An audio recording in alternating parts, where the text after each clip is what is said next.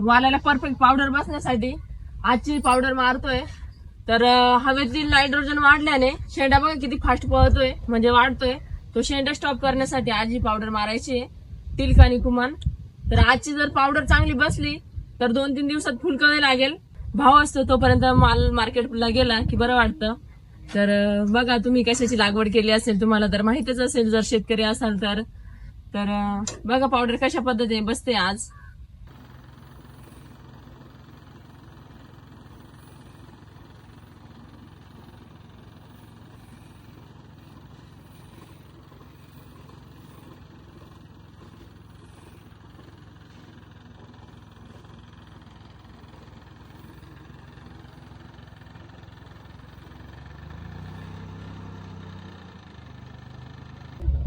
बघा गिलक्याचे जसे तुम्हाला गिलके येण्यापर्यंत व्हिडिओ अपलोड केलेत तसेच वालाचे पण करण्यात येईल। तुम्ही असेच व्हिडिओ बघत राहा। जसे तुम्ही गिलके येण्यापर्यंत व्हिडिओ बघितले तसे वालाचे किंवा टोमॅटोचे दोन्हींचे मी व्हिडिओ अपलोड करत राहील।